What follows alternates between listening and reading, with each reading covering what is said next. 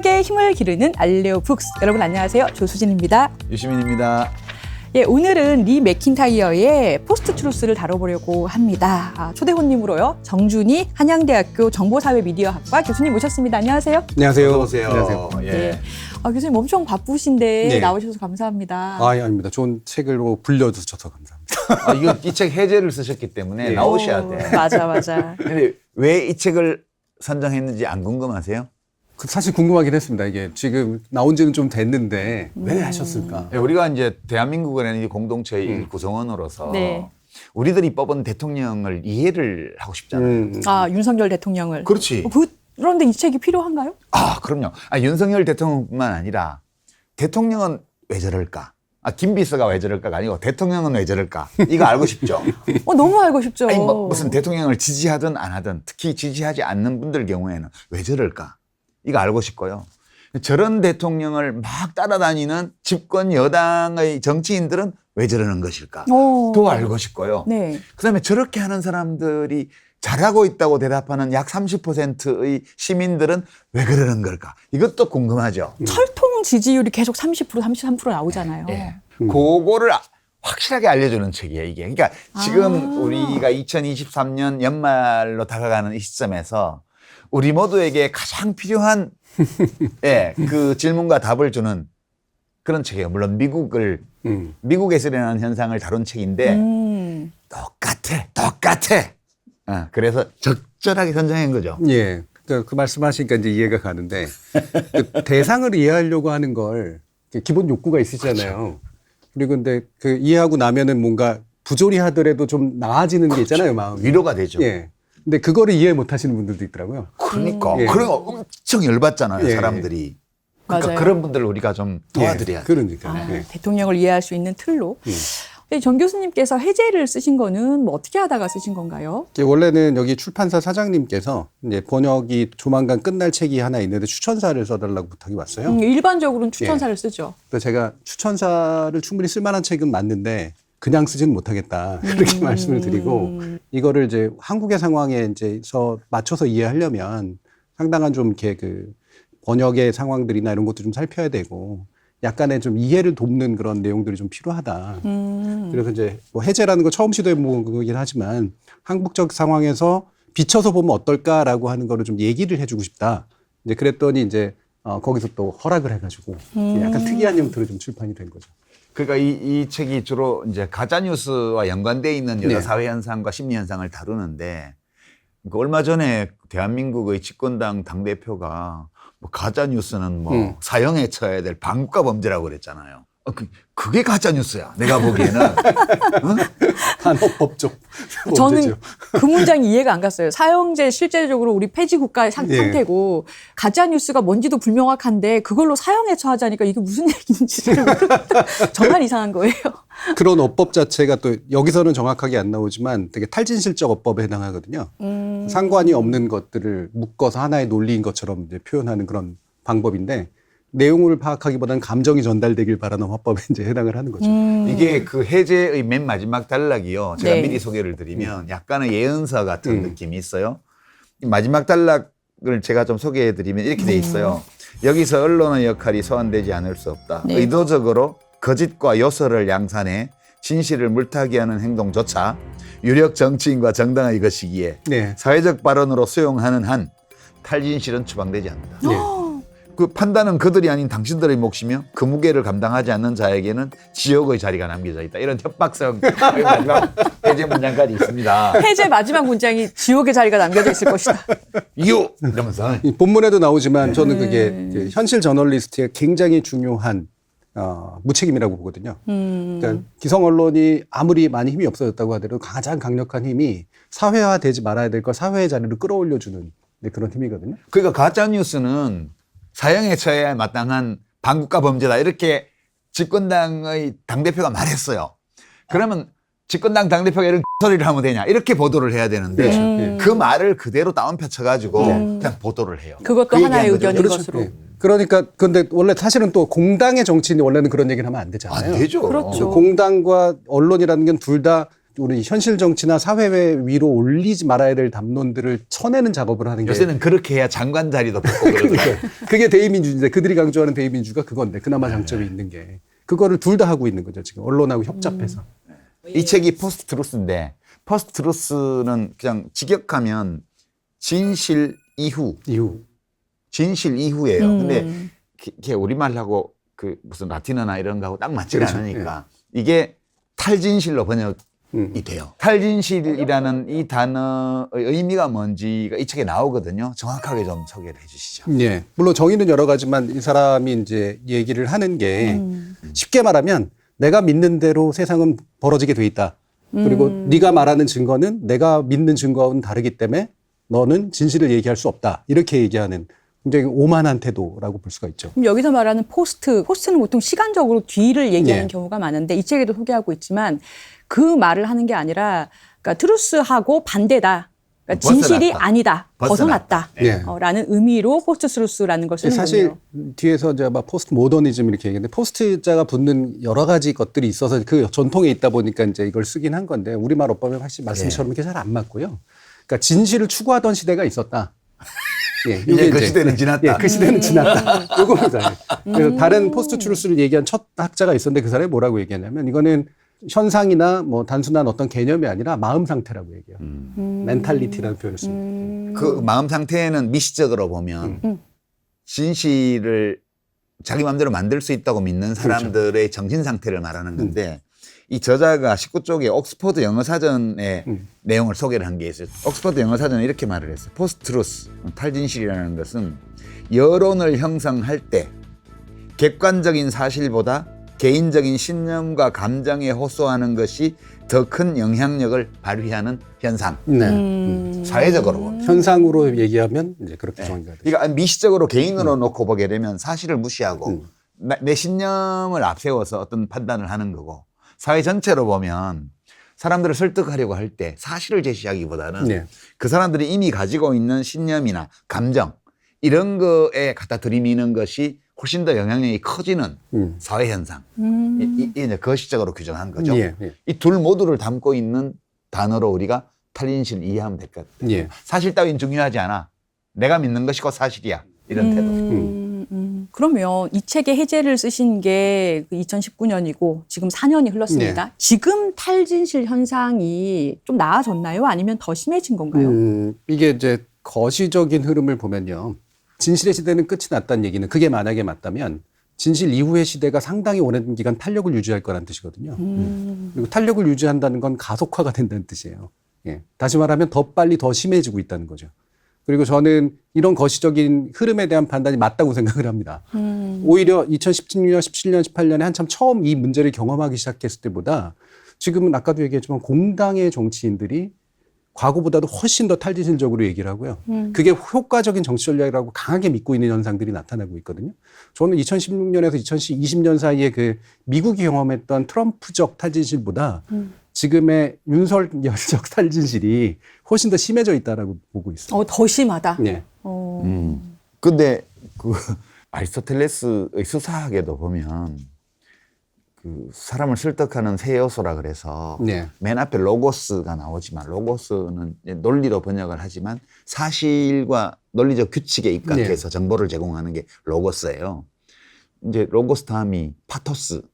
이게 듣는 사람의 어떤 감정에 호소하는 그것이 또 설득력의 중요한 요소고 마지막에 그 사람이 이제 그런 말에 어울리는 어떤 삶을 산 사람인지 이 세 가지를 이제 수사하게 3대 요소로 규정을 했어요. 그때 이미 듣는 사람의 감정에 호소하는 게 중요하다는 얘기가 그때 이미 있잖아요. 그렇죠. 그리고 이미 새로운 있죠. 현상이 그건 아니지 않나요? 당연히 그렇죠. 예. 그래서 이 안에 보면은 인지 편향 이야기를 한 장으로 서술한 이유가 인간은 원래 속는 존재고 인간은 진실을 알거나 추구하거나 이런 게 굉장히 어려운 존재다라는 것을 원래 얘기하는 거죠. 예. 원래 그런 존재라는 거죠.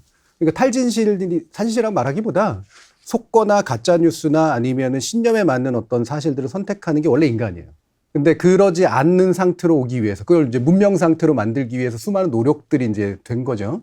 근데 지금은 어떤 면에서 보면 인간 본연의 상태를 더 강하게 돌아가는 현상이 좀 나타나고 있는 거라고 볼 수 있는 거예요. 그럼 왜 지금 문제가 돼요? 이게 왜 근자에 와서 문제가 돼요? 이게 원래 인간에게 예. 있는 거래요. 근데 이게 이제 원래 처음 얘기가 나온 건 이제 페이크 뉴스라는 말을 트럼프가 목적의식적으로 쓰기 시작을 하거든요. 특히나 뉴욕타임스나 워싱턴 포스트나 이런 데 대해서 이제 쓰기 시작을 하니까 그게 이제 쫙 퍼지면서 그거를 개념화하기 위해서 이제 탈진실이라는 개념을 이제 쓰기 시작한, 물론 그 전에도 있었던 개념이긴 합니다만 이제 그렇게 된 건데 문제는 이제 진실이 있었던 시대 또는 내지 진실 시대라고 부르는 건 어떤 거냐면 엘리트의 연합이 존재를 해요. 엘리트의 연합. 예. 예를 들면 학문 또는 저널리스트 또는 정치인, 그러니까 교수, 과학, 교수 전문가, 박사, 그다음에 기자 이런 사람들이 있다는 거죠. 그렇죠. 예. 그들의 연합이 존재를 하고 그리고 그 대의민주제가 사실 그것의 정치적 표현이라고 이제 볼 수가 있는 거거든요. 그리고 그들이 일정한 권위를 가져요. 그러니까 사회적으로. 다시 말하면 권력만 갖는 것이 아니라 존중받을 필요가 있다. 아, 신문에 났어. 그렇게 되는 거죠. 예. 그러면 그 권위를 가지면 그 전문가 시스템이나 엘리트 시스템이 진실을 담당해 준다라고 하는 사회적 믿음 같은 것들이 존재를 했던 거예요. 20세기까지. 예. 뭐 나쁘게 말하면 억눌렸다라고도 볼 수 있고 좋게 말하면 존중해 준 거죠. 근데 이게 이제 급속하게 해체되기 시작을 하는 겁니다. 근데 원래대로라면 엘리트가 여기에 어떤 반응을 해야 되냐면 사람들이 이상해졌어 라고 반응을 해야 되는데 그게 아니라 어떤 엘리트는 요거 이용해 먹기 좋겠네 이렇게 이제 반응을 하는 거죠. 그리고 트럼프가 바로 그것의 반응으로 성공한 첫 정치인으로 이제 등장을 했던 거예요. 그것도 미국이라는 세계 최강 국가에서. 그렇죠. 예. 엄청난 영향력이 생겨버린 거죠. 그러니까 그 현상에 오히려 편승해서 이용하려는 사람들은 늘 있을 수 있었는데 그것이 지금 이 한복판에 2016년 11월에 민주당과 공화당이 붙었을 때 대선에 영향을 끼치고 심지어 당선이 되고 나니 가짜 뉴스라든지 탈진실이라든지 이것 자체가 굉장히 급부상을 하는 단어가 된 거군요. 네. 그러니까 이게 뭔가 잘못된 일이 성공을 하고 좋은 지위를 차지하면 그게 미치는 사회적 영향은 엄청나잖아요. 이 책에서 그 트럼프 사례를 많이 엄청 다루고 있는데 이제 이른바 대안적 사실. 그러니까 그건 사실이 팩트가 아니잖아요. 그러니까 alternative fact, alternative reality. reality. 그러니까 대안적 현실 또는 대안적 사실이라는 말을 갖고 들어가지고 객관적으로 그것이 유일하게 옳다고 이야기하는 그런 사실이라는 건 존재하지 않으면 사람이 생각을 어떻게 하냐에 따라서 상이한 사실들이 공존할 수 있다. 이런 논리를 퍼뜨린 거죠. 예, 그렇죠. 예. 그 페이크 뉴스라는 말을 썼을 때가 공격 대상이 그 유력 언론이었다는 게 굉장히 중요하거든요. 두 가지 전략을 쓰는데 하나는 니들은 유력하고 좋은 언론이라기보다는 CNN 같은 거요. 그렇죠. 리버럴 언론이야. 민주당파 언론이야. 그러니까 민주당파가 된다는 얘기는 특정 민주당파 정도를 제외하고 나면 분명히 커버를 못하는 어떤 사실이나 진실이 있다라는 얘기로 들리게 되죠. 그러니까 전체 사실을 다루는 대상이 아니라 일부 사실만을 다루는 애들이야라고 찍어 눌러요. 그리고선 한번 생각해봐. 니들이 보지 않는 새로운 사실들이 있을 수가 있는데 그 사실을 알고 있는 사람들에게 니들이 정말 전체 사실을 알고 있다고 볼 수 있어? 라면서 내가 말하는 진실이라고 하는 게 있어 하면서 펼치기 시작을 하는 거죠. 그러니까 내 취임식장에 미국 대통령 취임식 역사상 가장 많은 인파가 모였어. 네. 사실 안 모였잖아요. 사실 안 모였지. 예. 막 빈자석이 뻔히 눈에 보임에도 불구하고 그렇게 얘기하고 다녔지 않습니까? 그런데 트럼프에게는 그게 사실인 거죠. 제일 역대 대통령 취임 측에서 가장 많은 인파가 왔다는 것이 트럼프에게는 사실인 거죠. 그렇죠. 예. 대안적인 사실. 예. 제가 이 책을 보고 이제 이 가짜 뉴스라는 게 뭔지 명확하게 개념을 이해를 했는데요. 일부러 그런다는 점이 다른 예. 거죠. 그러니까 이게 무슨 약간 선동돼서라든지 내가 좀 정보가 부족해서라든지 뭐 어떤 실수로 잘못 믿은 게 아니라 오해한 게 아니라 사실이 아님을 알면서도 일부러 한다는데 그 특징이 있는 거잖아요. 이게 조금보다 한 단계 더 들어가는데요. 예. 사실이 아니면서도 일부러 의도적으로 거짓말을 하는 단계는 그나마 순진한 단계고요. 아, 그래요? 이거는 일종의 이제 선동 전략이니까요. 히틀러가 했던 거에 훨씬 더 이제 가까운 이제 그런 거고요. 이 탈진신 단계로 들어가면 따라서 사실을 파악하려는 노력을 안 해요. 어차피 결과는 신념을 동원하면 되니까 도대체 무슨 일이 있었던가 일단 사실을 파악해봐. 근데 이게 우리한테 불리하잖아. 무시해. 이게 아니라 굳이 사실을 파악할 필요가 없다고. 원천적으로. 예. 이때부터 내가 창출하면 되는 거예요. 내가 창출해서 엮으면 되는 거기 때문에 모든 것을 예전에 보수 정치인들이나 예전에 정치인들은 그래도 자, 뭐가 팩트인데 일단 수집해봐. 그리고 그 중에서 이제 선별해가지고 뭔가를 하려고 그랬거든요. 근데 지금은 애초에 파악하려는 노력을 안 합니다. 그러면은 이동관 방송통신위원장이 내가 국무위원이라고 계속 얘기했던 것과 비슷한 현상인 건가요? 국무위원이 아닌데 내가 국무회의 갔잖아. 예. 국무위원이지 뭐 예. 이렇게 얘기하셨지 예. 않습니까? 뭐 그분의 얼터너티브 리얼리티인데. 대한민국 국무위원. 근데 법 규정에 보면 국무위원 누군지 다 있잖아요. 예. 없는데. 헌법 규정상 국무위원이 중요한 게 아니라 나는 장관급 인사고 국가의 중요한 인사인데. 내 말이 그 말이 그 말 아니냐. 그 말 아니냐 이렇게 되는 거죠. 예. 그러니까 니들이 나를 국무위원으로 안 본다는 거 아니야 지금? 근데 국무위원이 아니던데. 그 헌법에는 국무위원 규정이 있고 국무위원이 장관을 맡는다고 돼 있어요. 그렇죠. 예. 그러니까 장관이 국무위원이 되는 게 아니고 그래서 청문회 할 때 국무위원 후보자 청문회잖아요. 먼저 국무위원이에요. 특정 영역에서 국민 주권의 상징인 대통령을 대리해서 특정 영역에서 국정의 전 분야에 발언할 수 있고 책임을 지는 그런 사람으로서 국무위원이 헌법에 규정돼 있고 그 국무위원 중에 장관을 맡기는 거예요. 그죠? 근데 국무위원은 아닌데 장관하고 비슷한 정도의 중요한 일을 하는 사람들이 있어요. 네. 그런 사람들은 배석을 하죠. 배석 참석을 시키죠. 서울시장이라든가 네. 뭐 방통위원장이라든가 의제에 그러면 따라 배석을 시키는 그러니까 거죠. 발언 안 합니다. 그러니까 대통령이 또는 회의를 주재하는 국무총리가 요청할 때는 네. 그 국무회의에서 정보 공유를 위해서 이 건에 대해서 혹시 뭐 우리 공정거래위원장님이 좀 말씀 좀 해주시면 좋겠습니다. 그러면 이제 공정거래위원장이 이 이슈는 이렇게 이런 겁니다. 라고 얘기를 하죠. 먼저 요청하지 않으면 절대 발언하면 안 돼요. 국무위원이 아닌 사람은. 근데 이동관 씨는 자기가 국무회의에 들어가기 때문에 국무위원이야 마찬가지야 나는 라고 굳게 믿고 있는 거죠. 네. 헌법이나 법률에 국무위원 방통위원장의 지위에 대해서 어떤 규정이 있는지는 그게 없다는 걸 알고 거짓말을 하는 게 아니고 그렇죠. 아예 그 노력을 안 해. 예. 그게 중요한 게 아닌 거죠. 알아볼 필요가 없는 거죠. 알아볼 필요가 없는 거죠. 이게 사실은 만약에 자신의 전임자, 쫓겨난 전임자가 대통령에서 어떤 취급을 당했는지라는 기초적인 사실만 알아도 이거 얘기 못 하죠. 예, 국무위원을 그렇게 쫓아낼 수가 없어요. 게다가 한상혁 방통위원장은 국무위원 회의에 배석하려고 했더니 대통령이 못 들어오겠잖아요. 그 국무위원을 참가시키지 않은 거예요, 대통령이. 그런 사실을 따지는 건 전혀 의미가 없어. 없는 거죠. 그다음에 또 하나 이렇게 요즘 그 대안적 사실을 주장하는 경우가 많아요. 대통령이 어떻게 말을 했냐 하면 모든 언론이 24시간 정부용만 한다라고 말을 했습니다. 네. 우리가 이제 가짜 뉴스하고 오보, 네. 실수와 거짓말 이게 다른 거잖아요.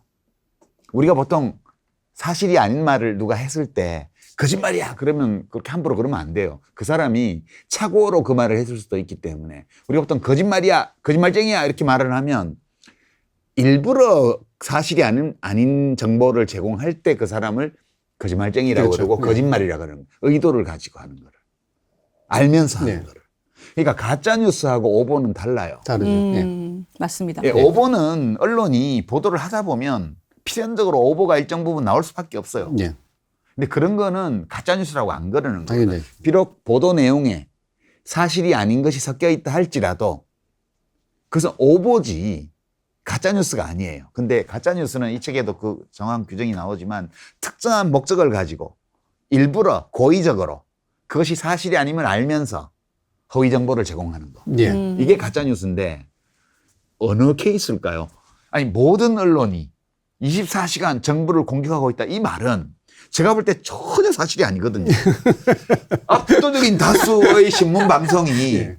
24시간 대통령을 편들고 있어요. 그중에 일부 프로그램이나 일부 기자들이나 일부 프로듀서나 일부 신문사나 이런 데들이 조금 비판을 하긴 해요. 네. 근데 모든 언론이 24시간 정부 욕만 하고 있다는 이 주장. 이거는 알면서 하는 퍼뜨린 가짜뉴스일까요? 아니면 거짓말일까요? 아니면 진짜로 믿고 한 걸까요? 근데 어느 단계일까요? 이거는 내가 느끼는 거를 일단 먼저 얘기한 거고. 내가 자신의 감정. 내 느낌을 얘기한 거고. 그 느낌을 이제 레토릭이라고 이제 표현한 거죠. 24시간은 강조형으로 이제 표현한 거라고 말하겠죠, 이제. 근데 그리고 난 다음에 그게 문제가 되면 진영을 갈라가지고 내 말이 틀렸나 하면서 이제 증거를 수집할 거예요. 실제로 많은 언론들이 대통령을 비난하고 있다. 이 정도면 대다수가 비난하고 있다고 봐도 좋다. 이 정도면 24시간이다. 이런 식으로 이제 만든다는 거죠. 예. 뭐 그게 그거지. 예. 뭐 이렇게 되는군요, 또. 그러니까 예를 들면은 그 내용을 대한 판단을 할 거 아닙니까? KBS가 여러분들이 보시기에 예를 들면 친민주당파 언론일 리는 전혀 없잖아요. 전혀 없죠. 예, 전혀 없고 예전에 문재인 정부 시대도 뭐 친문적이다라고 얘기할 만한 사실도 별로 없는데. KBS는 누구의 편도 아니에요. 예. 지금 김희철 사장 쫓아내는 중요한 이유 중에 하나가 민주당 편향적인 방송을 해왔다라고 하는 아니 거예요. 그거 한 건이라도 하고 사장이 쫓겨났으면 내가 가서 밥이라도 살 것 같아. 아니, 사장님이 얼마나 억울하시겠어요. 예. 물론 국민의힘의 관점에서 보면 자신에게 불리한 몇 가지가 훨씬 더 강하게 다가오겠지만 그 일부가 전체를 덮는 것이 충분히 사실이라고 보는 거예요. 그리고 일단 그렇게 말하고 나면 자신의 느낌을 말하고 나면 그 느낌이 온당하다, 정당하다를 입증하는 식으로 증거를 수집한다 이거죠. 지금 대통령께서 하신 그 발언의 최대 피해자는 조중동이라고 생각하고요. 지금 얼마나 억울하겠습니까? 그럼 분통이 터지지. 그러니까 24시간 정부를 욕만 한다고 그러니까 안 본다는 얘기 아니에요. 그러면 대통령이 조중동과 TV조선, 뭐 JTBC, 뭐 채널A 이런 걸 안 본다고 그러면 영향력이 없는 거잖아.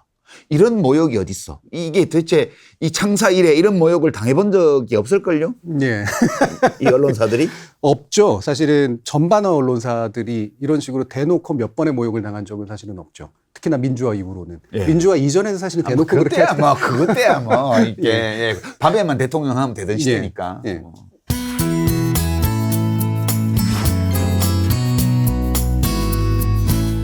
뉴스를 보기 힘들다는 사람들이 늘고 있습니다. 연일 터지는 잔혹한 범죄와 참사 소식을 들으면 내가 될 수도 있었다는 생각에 참담해지죠. 하지만 이런 생각을 해본 적은 없나요? 남의 고통을 구경거리로 바라보고 있는 것은 아닌지, 좋아요와 리트윗 한 번으로 슬픔과 재난을 전시하고 있는 것은 아닌지요. 타인의 고통이 고자극 컨텐츠가 된 지금 어떻게 해야 변화를 만들어낼 수 있을까요? 죽음과 재난을 전시하는 시대의 문제적 역작, 고통 구경하는 사회가 출간되었습니다. 신영철, 최재천, 송기령, 이슬아 작가 등 분야를 막론하고 저명한 인사들이 한 목소리로 이 책을 추천했습니다. 무자비한 폭력과 재해로 가득한 뉴스를 보며 무력함을 느낀 적 있다면, 세계의 고통과 우리의 불행에 제대로 응답하고 싶다면 이 책을 펼칠 때입니다.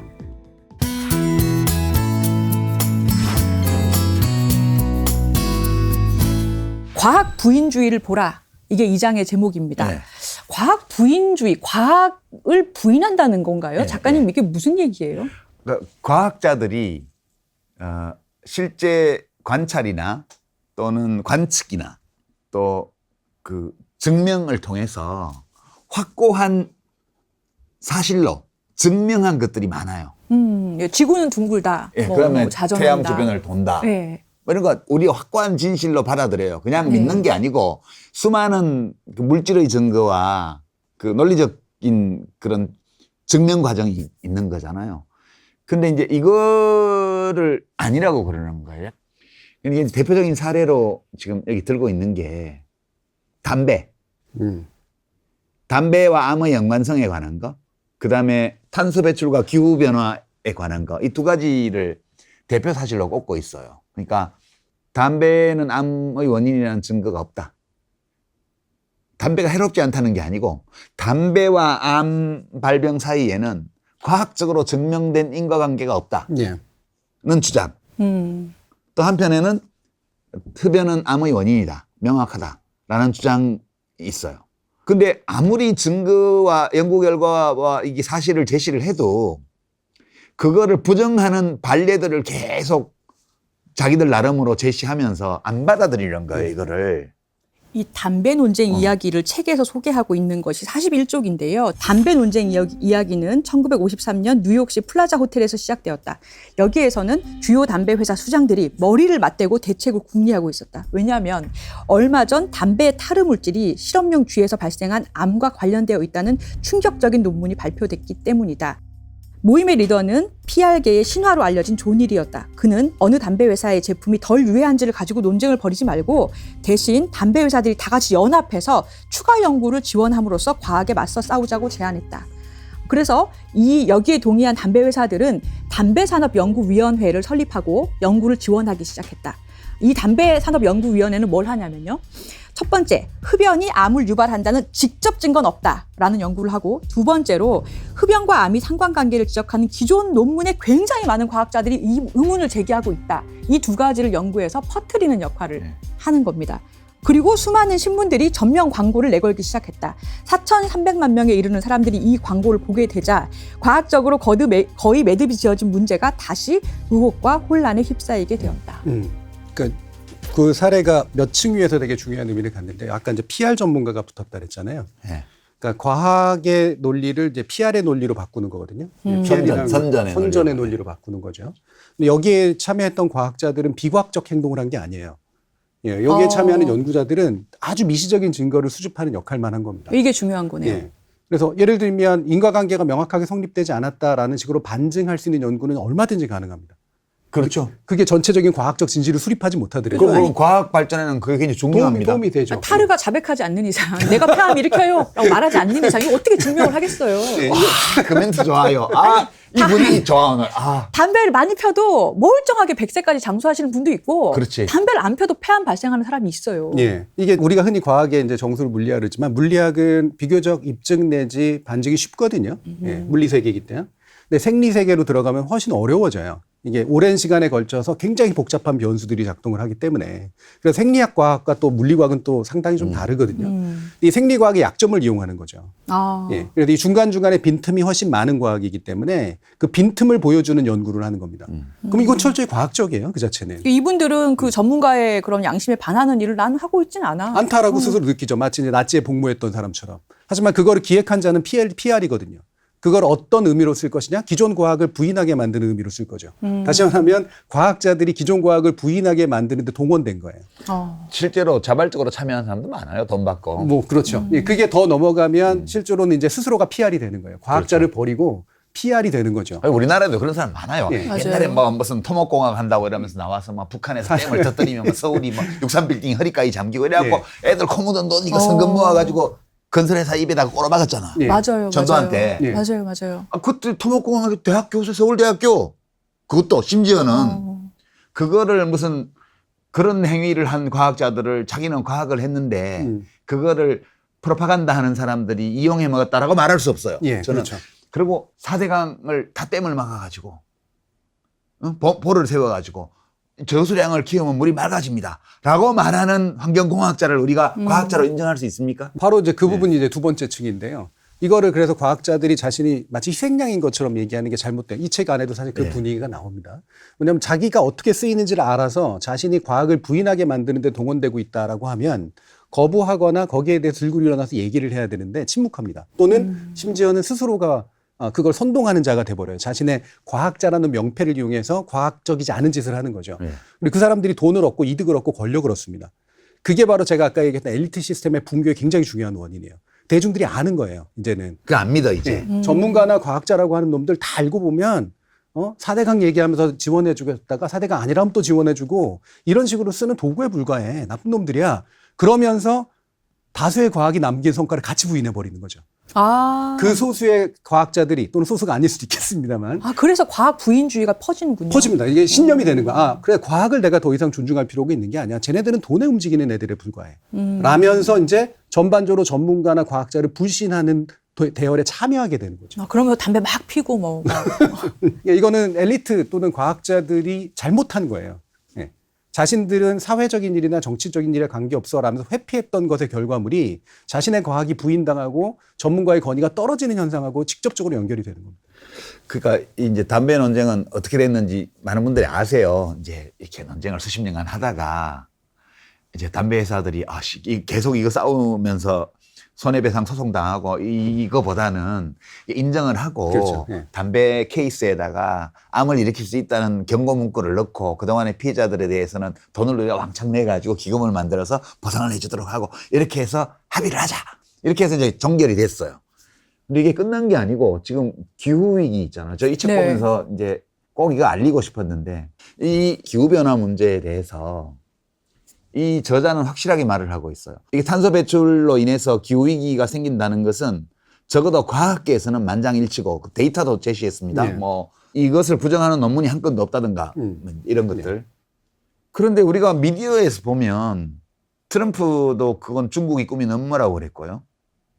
마치 과학계 안에서 탄소가 기후위기를 일으키고 있다는, 기후변화를 일으키고 있다는 견해와 그렇지 않다는 견해가 대등하게 맞서서 논쟁을 하고 있는 듯한 예. 이런 느낌을 받는 분들이 많지 않나요? 네. 그게 되게 중요한 기법이죠. 맞습니다. 근데 이 담배 전략이 말씀하셨던 기후 위기를 그 과학적으로 부인하는 그 논쟁이 있는 것처럼 지금 활용되고 있는 것 뒤에는 석유 회사가 있다고 책에서 소개를 하고 있어요. 그렇죠. 담배와 암 사이의 연관성에 관한 문제는 이익 집단인, 이해관계자인 담배 회사들이 돈을 모아가지고 논란을 자기들이 일으킨 다음에 논란이 되고 있다고 이야기를 하고 그다음에 그 두 개를 동등하게 이렇게 언론에서 취급하게 만들므로써 이제 시민들이 그게 논쟁이 있는 사안인가 보다라고 이제 생각하게 만들고 따라서 흡연자들의 경우에는 논쟁이 안 끝났대. 이게 아직도 논쟁 중이래. 확실치 않대. 이러면서 계속 피우게 만드는 그런 거였잖아요. 이 기후위기도 마찬가지인데 이거는 사실 그 석유 회사들이 이제 이게 탄소 배출에 제약을 가하기 시작하면 신재생 에너지 쪽으로 이제 무게가 가게 되고 그럼 석유 수요가 줄어들게 되니까 당연히 자기 이익에 손해가 오죠. 그래서 이 사람들이 나서서 돈을 모아서 또 연구를 지원을 하고, 그죠? 똑같이 지원을 하고 또 똑같아요. 예. 그다음에 이제 그런 논문을 발표하기 위해서 논란을 일으키고 광고를 싣고 그러면 기자들은 기후위기 이론과 네.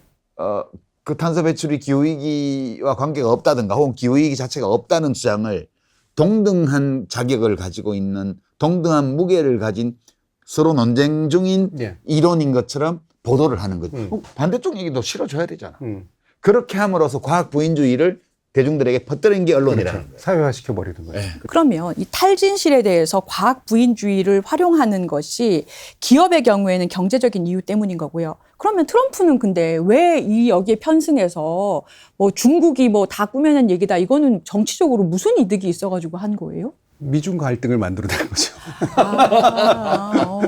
싸우고 있으니까 지금. 그러니까 미국의 관점에서 보면 신흥 강국인 중국을 견제하기 위한 여러 가지 노력들이 필요한데 그 견제구를 날리는 방법들이 여러 가지가 있는데 트럼프는 좀 더 단순하게 이제 코로나를 얘네들이 만들어서부터 시작해가지고 기후 위기도 중국이 꾸며낸 거짓말이야. 예, 그렇게 해서 이제 중국에 대한 부정적 감정을 자극하는 효과적인 방법을 아는 거죠. 이제 미국의 공화당파 지지자들 중에 상당수는 바로 그런 사고 구조에 굉장히 익숙한 사람들이거든요.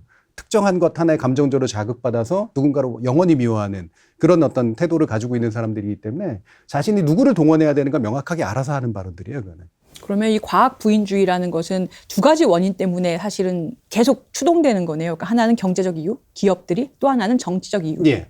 그게 두 번째가 더 해악이 클 것 같아요. 예. 그게 사회적 해악은 훨씬 더 크죠. 경제는 말씀하신 것처럼 과학을 이렇게 부인해 나가다가는 내가 경제적으로 타격을 입는다라는 판단에 확 전환하거든요. 근데 정치는 그러지가 않아요. 최소한 한계가 없어. 지금까지는. 정치는 한계가 없어.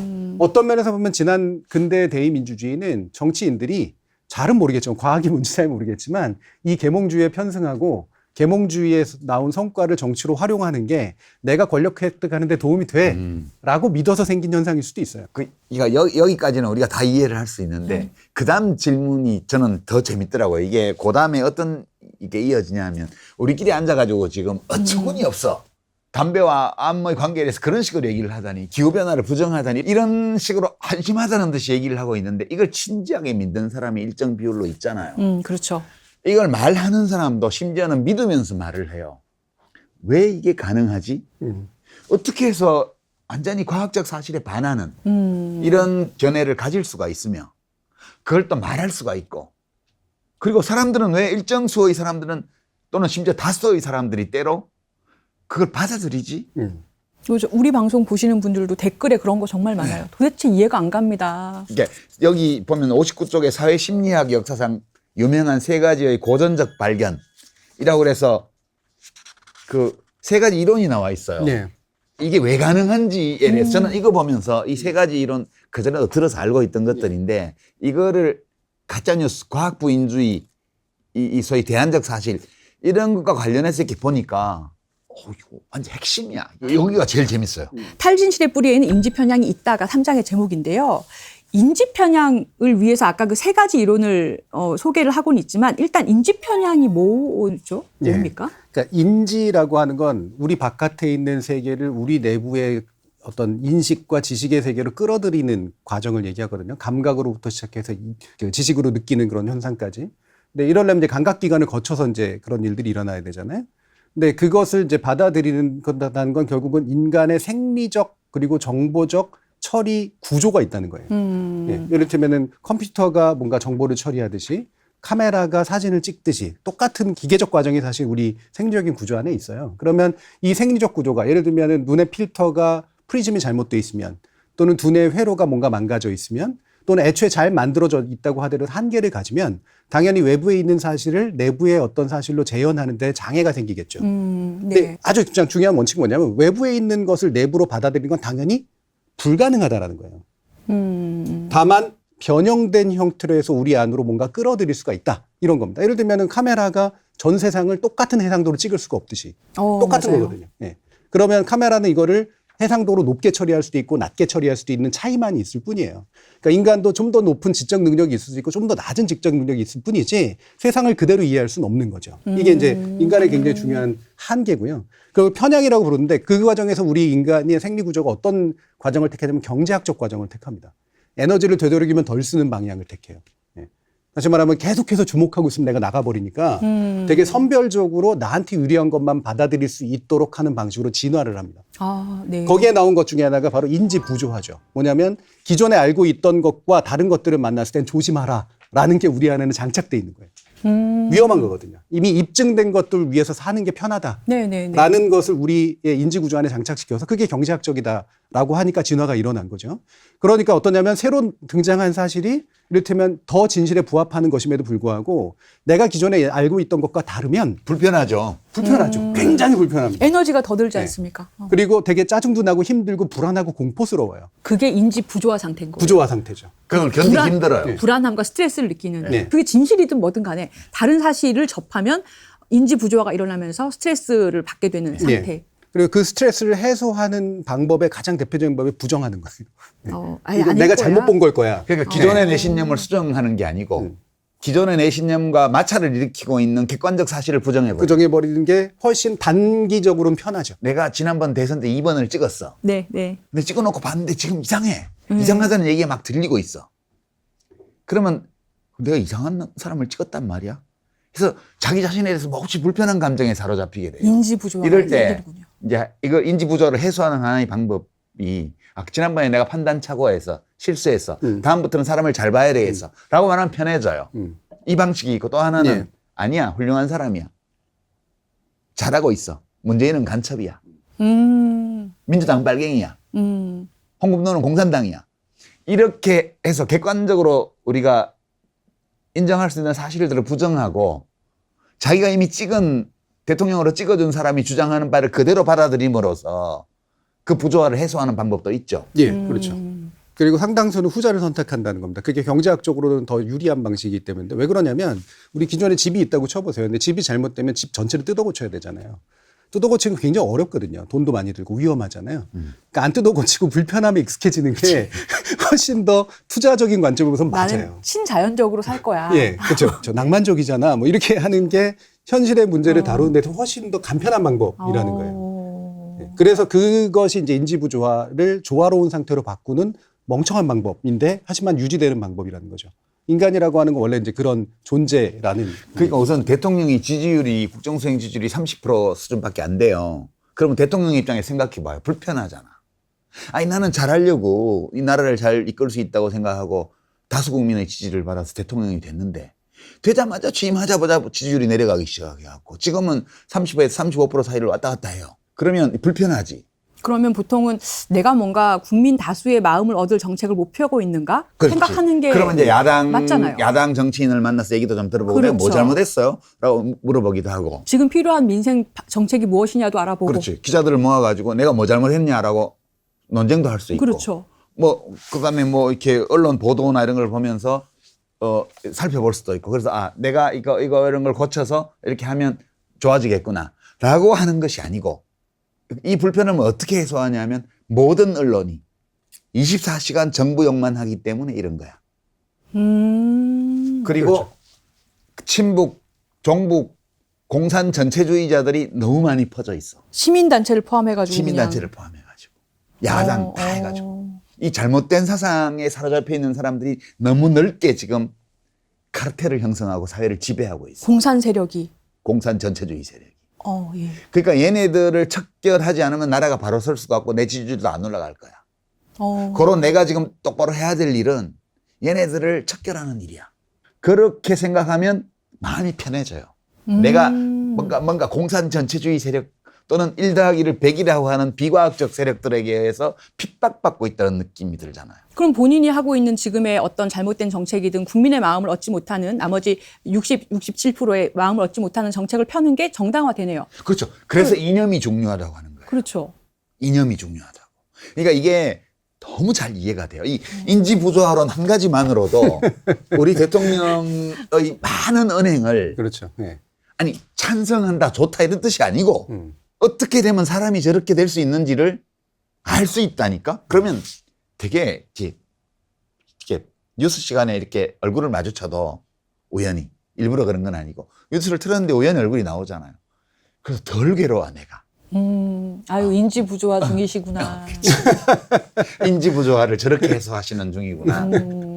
예, 인지부조화 이론 여기에는 이제 설명이 안 되지만 이제 방금 설명하신 부분에 또 다른 심리학 이론이 있는데 애트리뷰션 티오리라 해서 책임 전가 이론이거든요.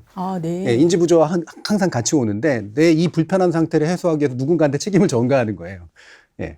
현실하고 굉장히 동떨어지지만 전가시켜버리면 내 마음이 편하고 조화로운 상태로 돌아가요. 근데 정치의 무서운 점은 그 책임 전가가 동원의 기제가 된다는 겁니다.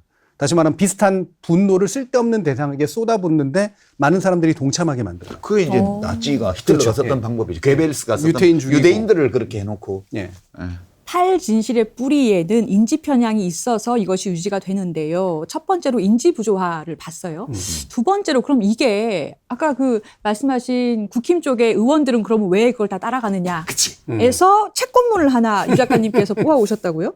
62쪽에 이건 진짜 재밌어요. 이거. 62쪽 윗부분이죠. 이게 집단 동조 이론에 관한 건데 인간은 자신의 믿음이 주위 사람들의 믿음과 조화를 이루지 않으면 설령 감각을 통해 직접 경험한 증거라고 할지라도 외면한다.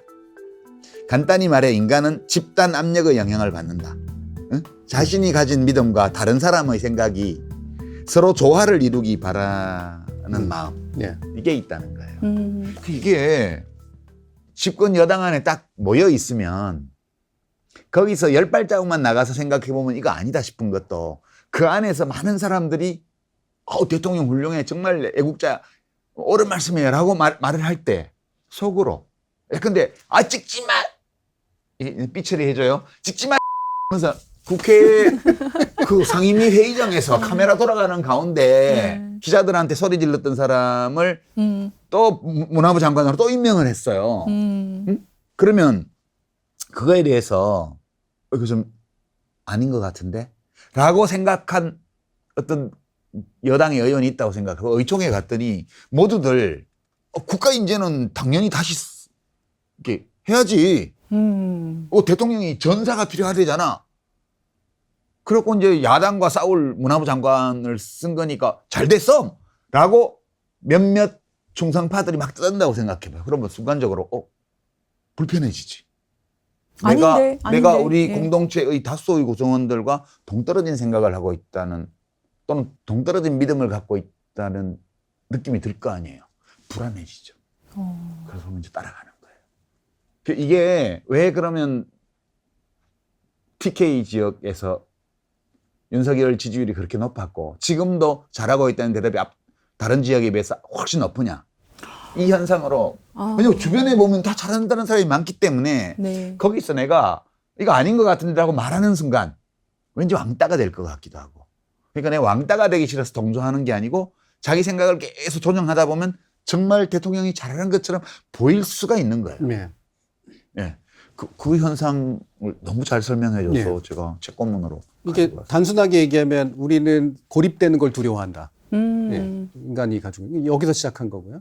그럼 되도록이면 다수에 속하는 걸 선호하겠죠. 아무래도. 근데 그 다수에 속하는 과정에서 내가 기존에 가졌던 인식과 그 집단의 인식이 다를 수도 있잖아요. 여기서 이제 동조가 나오는 거예요. 이렇게 집단의 의식에 나를 동조시키는 게 나머지 과정들을 훨씬 더 편하게 만들어주는 거예요. 네. 그러면 사실은 지금의 국민의힘이라든가 어느 정당이나 마찬가지인데 그 정당에 속해 있는 사람들 중에 다수의 견해와 다른 견해를 가지고 있는 사람들이 분명히 있죠. 그렇죠. 그들이 소수적 견해를 유지하는 건 되게 어려운 일이거든요. 사실은 어려운 일인데 나 그거 좀 해봐서 아는데 비주류 되게 힘들어. 정말로 사실은 멘탈이 어지간히 강하거나 좀 이상한 사람 아니면 그 힘든 일이에요. 맞아. 약간 이상한 쪽에 가까우셨던 이상한 쪽에 타고나고 원래 예, 그런 예, 분들이 예. 좀 있거든요. 그런 걸 소수파를 어떻게 해 좀. 그냥 뭐 할 수 없지 뭐. 근데 중요한 게 바로 이 동조 현상인데 이 동조가 내가 이렇게 튜닝하는 맞춰나가는 이 과정에 처음엔 죄책감이 있거든요. 그러나 나중에 좀 시간이 지나고 나면 자기 정당화가 이루어지면서 동조된 상태를 굉장히 편안하게 생각을 합니다. 그러니까 제주도지사 할 때 원희룡 국토부 장관이 후쿠시마 오염수 방류하면 절대 안 된다고 해서 엄청나게 뭐 했잖아요.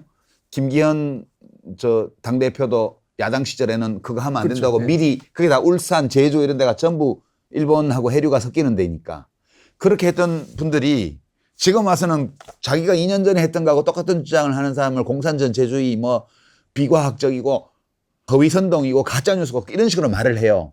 이 변화를 설명해 주시는 매우 좋은 이론이에요. 그렇죠. 예. 탈당한 분들이 갑자기 용감해지는 거 뭐 이런 것도 다 이제 이렇게 설명이 되죠. 이현조 형 같은 사람 보면 그렇죠. 이제 그 집단에서 벗어나고 나면 이제 예, 제정신이 든다거나 아니면 오히려 현재 자신을 정당화해야 되니까 더 강하게 비판을 한다거나 네, 이런 식으로 이제 많이 또 가기도 하고요.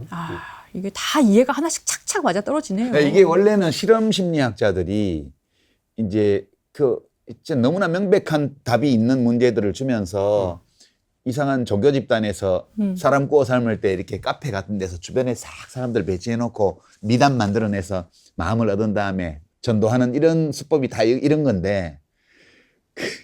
그렇죠. 예. 다 그런 거예요. 주변에 다 보니까 이게 좋은 것 같거든. 예. 그러니까 이런 식으로 만들어내는 거예요. 전부 다 이게. 그러니까 뭐 무섭죠. 이렇게 보면. 사실은 나름대로는 합리적 현상이거든요.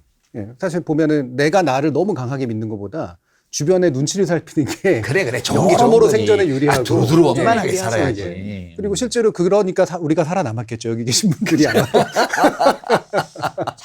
그러면 탈진실이 정치적으로 힘을 얻어가는 과정. 세 번째로 확증 편향 이론을 들고 있어요. 저자가. 이건 무슨 이론인가요? 예, 그러니까 이게 아까 인지 부조화에서 이미 한번 설명된 측면이긴 한데 인지 부조화 상태를 조화 상태로 돌리기 위한 전략에 해당하는 거죠. 예. 그랬을 때 내가 이미 가지고 있던 것이 있으면 그것에 맞는 것들만 선별해서 수집한다라는 거예요. 기존 걸 더 강화하는 방향으로 가는 게 훨씬 조화롭게 느끼는 그런 상태가 된다는 거죠. 지금은 언론 보도나 유튜브나 이런 데서 많은 정보들이 오잖아요. 아무리 많은 다양한 정보가 와도 그 안에서 그 신념을 계속 유지 강화하는데 문제가 없는 정보만 오히려 그걸 강화시키는 정보만 선별해서 받아들인다는 거죠. 나머지는 배척하고. 이게 그냥 아주 쉽고 단순한 예로 들자면 요즘 MBTI지만 옛날에 혈액형이잖아요. 혈액형 성격설. 예, 대체적으로 비과학적인. 보통 그거 예. 아시면 예. 이제 출생 연도가 나오죠. 근데 이제 A형이신 분들은 나 극 A야, 뭐 극소심이야 이렇게 얘기를 하잖아요. 네. 근데 어떤 사람이 이제 있는데 A형이라고 얘기했는데 너 내가 소심하게 안 보여서 나 O형인 줄 알았어. 이렇게 얘기하면 인지 부조화적인 상태에 이제 오죠. 네. 근데 이 사람의 막 이제 온갖 것들을 캐물어요. 근데 부모님 중에 우리 어머니는 A형이었고 아버지는 O형이었어. 그럼 이제 해명이 돼. 너 A5구나. 이거 아시는 분들 계시면 되세요. 그래 A오니까 그래 A형 중에서도 O형 기질이 있는 사람들이 있어. 그래 너는 O로 된 A야. 그렇죠. 예. 예. 그러면서 이제 해명이 되죠. 그러면 어떠냐면 자신의 혈액형 성격설의 틀은 유지한 채 살짝 달라 보이는 현실을 해명하는 새로운 어떤 해석 방식을 얻는 거예요. 오. 예, MBTI도 그래요. 실용적인 목적으로 만든 거잖아요. 사람들이 다양한데 유형별로 자기 주변 사람들을 이렇게 묶어보면 그 사람이 어떤 유형인가 알고 있으면 그 사람한테 맞춰주기가 좀 편리해요. 그렇죠. 그래서 이제 다양한 사람들의 성격 유형을 16가지로 이렇게 이제 유형화했어요. 근데 그거는 실제 사람들의 그 생각하고 느끼고 행동하는 스타일을 사후적으로 유형으로 묶은 거에 불과한데 나중에 어떻게 되냐면 제가 이렇게 행동하는 것을 보니 쟤는 ENFJ야. 이렇게 하는 건데 나중에는 쟤는 ENFJ이기 때문에 그렇죠. 이렇게 예. 행동하는 거라고 예. 생각을 하게 되게 인과관계나 상관관계를 거꾸로 보는 거죠. 전도시킨 거죠. 예. 그러니까 이제 여기 심취한 사람들은 모든 일이 다 용서가 돼요. 나한테 아무리 못된 짓을 하는 애도 쟤는 뭐라서 그래. 예. 쟤는 T야 뭐 이러면서 이제 TJ. 네, 그래서 이게 이렇게 퍼지는 거예요. 그렇죠. 왜냐하면 사람들을 편안하게 해주지 않는 그런 예. 것들은 대중적으로 받아들이지 않거든. 그래서 원인을 다른 데서 찾는군요.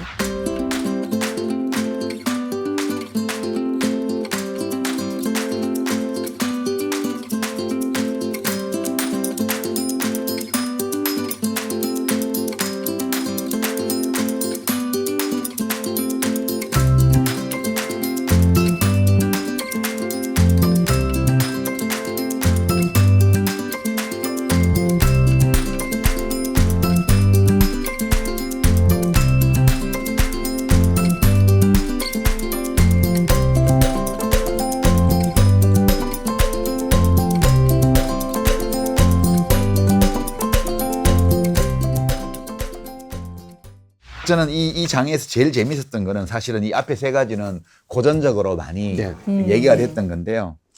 그 뒷부분에 현대 심리학자들이 새로 발견한 현상들이 몇 개 나오는데 다 다룰 수는 없고 그 네네. 중에서 더닝크루거 효과.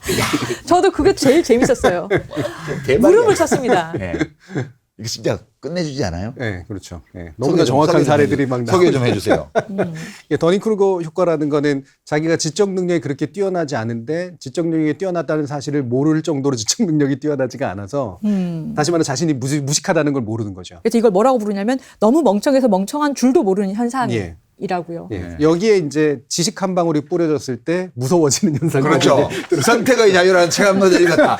이게 옛날에 책을 전혀 안 읽은 사람보다 책 한 권만 읽은 사람이 위험하다. 제일 무섭다고. 무섭다라고 하는 말이 이 더닝크루거 효과더라고요. 이게. 그렇죠. 예.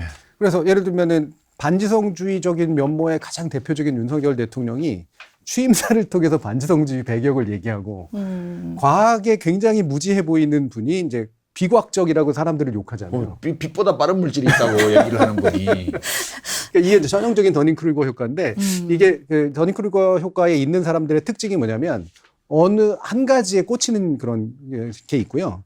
그게 자신의 거울상일 때 꽂혀요. 무슨 말이냐? 내가 비과학적이면 과학적이어 보이는 사람이 하나가 있을 때 거기에 꽂히거든요.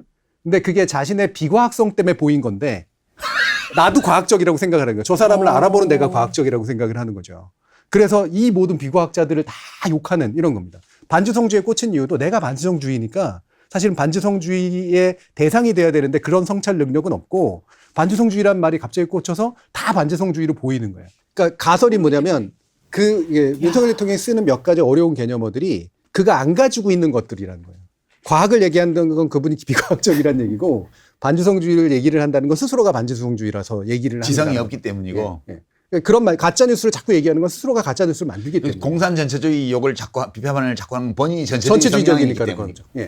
이해가 되네요. 아니 우리 대통령을 깔려고 얘기를 하는 게 아니야. 네네. 이렇게 보면 네. 좀 편안해진다니까 대통령을 대할 때 내 마음이. 이게 되게 유사한 게요. 인종차별주의자들이 차별주의에 굉장히 민감합니다. 아 그래요? 너 나 차별하지? 이거에 되게 민감해요. 인종차별주의. 그럼 본인이 그걸 알기 때문이네요. 그러니까 자신의 차별하는- 무의식 속에 예. 누군가를 차별하려는 의심이 있으니까 누군가가 나를 차별하려고 하는 걸 알아보는 눈이 되게 빠르다라는 거죠. 그런 측면들하고 결합이 돼 있어요. 더닝크루거 효과의 이 윤석열 대통령의 모습하고. 아, 그렇군요.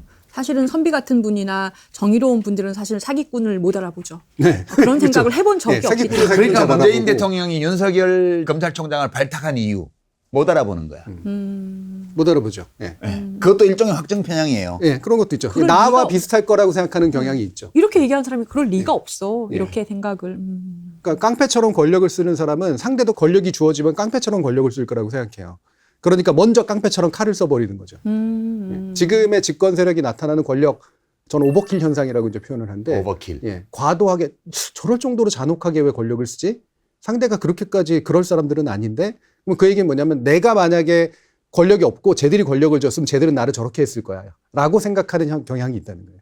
자신이 아마 예전에 검찰총장 시절에 느꼈던 게 그런 거였을 수도 있죠. 절대 그런 상태가 아니었음에도 불구하고. 그러니까 사실을 무시하고 자기가 믿고 싶은 것만 믿는 가짜 뉴스를 따라다니는 이런 현상, 사회적 현상이 벌어지는 데에는 우리들 인간 개인 하나하나의 진화 과정에서 우리가 획득한 이런 특성들이 살아남는 데 도움이 됐기 때문에 지금 네. 거예요. 역설적으로 보면. 그렇죠. 이런 성향이 우리에게 있다는 거. 이게 있기 때문에 탈진실 현상이 생긴다는 거. 네. 이거를 확실하게 이제 알려주는 챕터예요, 이게. 대통령한테만 있는 게 아니고요. 우리 우리 모두에게 이게 있는 거예요. 네.